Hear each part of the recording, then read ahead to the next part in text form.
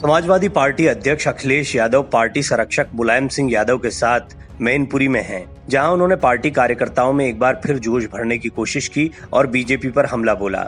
Samajwadi party के संस्थापक मुलायम सिंह यादव गुरुवार को बेटे और समाजवादी पार्टी अध्यक्ष अखिलेश यादव के साथ अपने संसदीय निर्वाचन क्षेत्र मैनपुरी पहुंचे। यहां पर उन्होंने पार्टी के कार्यकर्ताओं से मुलाकात की और पार्टी के लिए कड़ी मेहनत करने के लिए प्रोत्साहित किया। गौर करने वाली बात यह है कि यह मुलाकात एक ऐसे दौर में हो रही है जब समाजवादी पार्टी में बहुत सारे नाराज नेता दिखाई दे रहे हैं।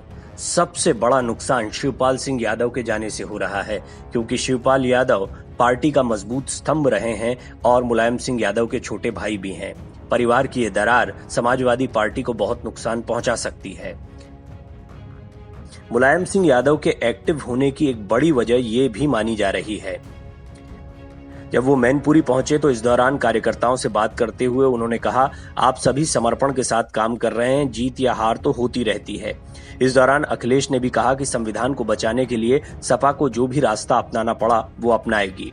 हम आपको ये भी बताएंगे कि अखिलेश यादव ने शिवपाल यादव के बीजेपी में जाने की चर्चाओं के बीच क्या कहा है।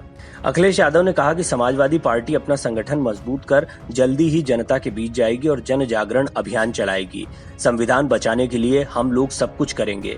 इस दौरान उन्होंने बीजेपी पर जोरदार हमला बोला और कहा कि बीजेपी सरकार की नौकरी केवल विज्ञापन में है, प्रदेश में कानून व्यवस्था बेहद खराब है, अयोध्या में बेटी के साथ हुई घटना में परिवार को न्याय नहीं मिला और कानपुर में बैंकों की तिजोरी में लूट हो रही है। यूपी में अपराध को लेकर उन्होंने निशाना साधा। दरअसल 2022 के विधानसभा चुनाव में अपराध मुक्त उत्तर प्रदेश की बात बीजेपी के बहुत काम आई। वहीं समाजवादी पार्टी पर लगातार माफिया को संरक्षण देने के आरोप बीजेपी की तरफ से लगते रहे। इसी मुद्दे को लेकर अखिलेश यादव ने बीजेपी को घेरा। उन्होंने कहा, बीजेपी सरकार में ही गाजियाबाद के बैंक के लॉकर में लूट हो गई। बीजेपी सरकार बताए कि अर्थव्यवस्था कब सुधरेगी और लूट कब बंद होगी।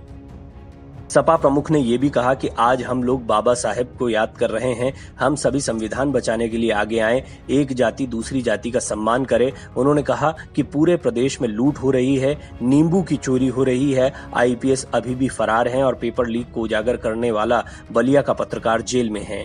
जनता ने समाजवादियों को संघर्ष का जनादेश दिया है। सपा जनता के मुद्दों को लेकर हर स्तर पर मुकाबला और संघर्ष करेगी और जनहित के हर मुद्दे पर सरकार को घेरने का काम करेगी। इसके साथ ही अखिलेश यादव ने कहा कि चुनाव आयोग द्वारा बूथवार डेटा उपलब्ध कराए जाने के बाद वो अपनी पार्टी के चुनावी प्रदर्शन की समीक्षा करेंगे। हमें सभी वर्गों के वोट मिले और हमारा वोट प्रतिशत बढ़ा है।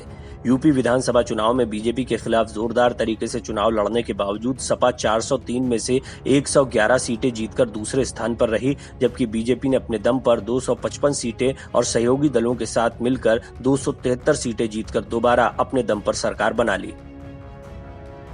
शिवपाल के सवाल पर अखिलेश यादव ने यहां जवाब दिया। अखिलेश यादव ने उत्तर प्रदेश में अपराध बढ़ने का आरोप लगाया और दावा किया कि उन्होंने पहले ही कहा था कि चुनाव के बाद महंगाई बढ़ेगी। अब ये शुरू हो गई है। सब कुछ महंगा हो गया है। पेट्रोल और डीजल की कीमतें रोजाना बढ़ रही हैं। निर्माण सामग्री की कीमत भी बढ़ रही है। बेरोजगारी बढ़ रही है और बेरोजगार आत्महत्या कर रहे हैं।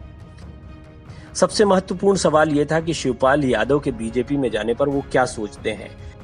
इस मसले पर वो स्पष्टता कुछ भी कहने को तैयार नहीं है। उन्होंने कहा, मुझे इसकी कोई जानकारी नहीं है। ये बात तो तय है कि वो शिवपाल यादव को मनाने के भी प्रयास नहीं कर रहे हैं और शिवपाल यादव की नाराजगी जस की तस बरकरार है। मुलायम सिंह यादव के मैनपुरी पहुंचने के बाद ये अटकलें लग रही थी कि क्या शिवपाल यादव को मनाने की कोशिश की जाएगी। बहरहाल अब ये तय माना जा रहा है कि शिवपाल यादव बीजेपी का हिस्सा बनेंगे और ये समाजवादी पार्टी के लिए एक बहुत बड़ा झटका होगा। Video desk अमरउजाला.com। डाउनलोड करें अमर उजाला ऐप और पाएं खबरें लगातार।